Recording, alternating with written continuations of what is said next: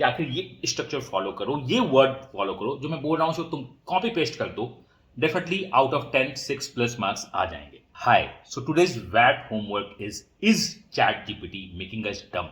आखिर इसको कैसे सोचना है, कैसे लिखना है। अगर आप पहली बार स्टार्ट कर रहे हो वैट लिखने को तो आपको कैसे लिखना चाहिए, मैं आपको एक सिंपल सा एग्जांपल देता हूं कि आखिर ये स्ट्रक्चर फॉलो करो, ये वर्ड फॉलो करो, जो मैं बोल रहा हूं सो तुम कॉपी पेस्ट कर दो, definitely out of 10 6 plus marks आ जाएंगे।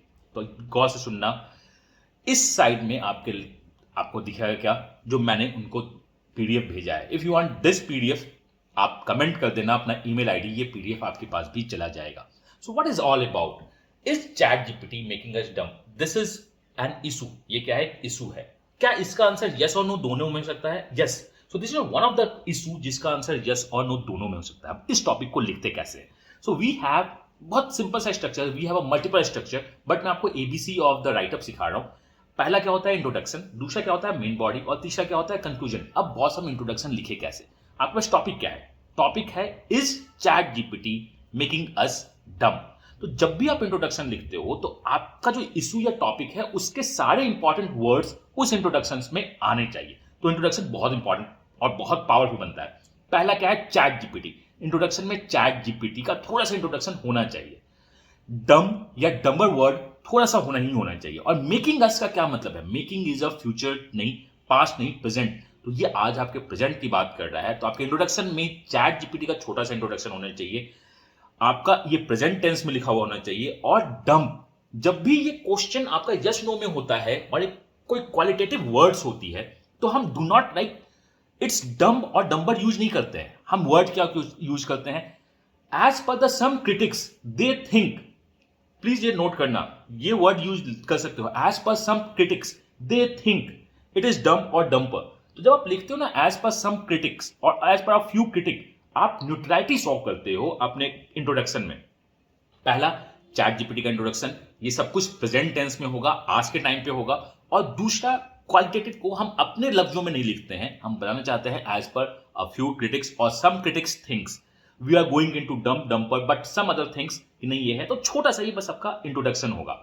Chat GPT, future tense and dumber को अच्छे से लिखना है। Then the what, main body. आपको पता है मेन बॉडी प्रोज कॉन्स दोनों के साथ जाएगा। अब प्रोज कॉन्स को कैसे लिखे?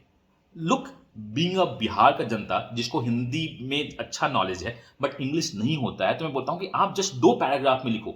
200 वर्ड्स को 2 पैराग्राफ में आराम से लिख सकते हैं। तो स्टार्ट कैसे करना है?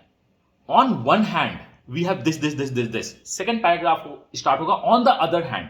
इसका मतलब आप फॉरगेट कर रहे हो, जो ये पैराग्राफ है मेरा, पहला पैराग्राफ आपका इंट्रोडक्शन है। सेकेंड पैराग्राफ क्या है? On one hand we talk about कि चैट जीपीटी क्या करता है, क्या नहीं करता है। देन नेक्स्ट पैराग्राफ जो स्टार्ट होगा वो स्टार्ट क्या होगा? On the other hand.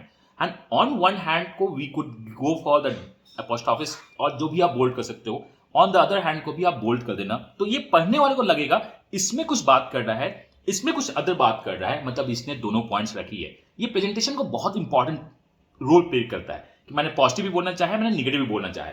तो introduction, on one hand, on the other hand and at the last conclusion.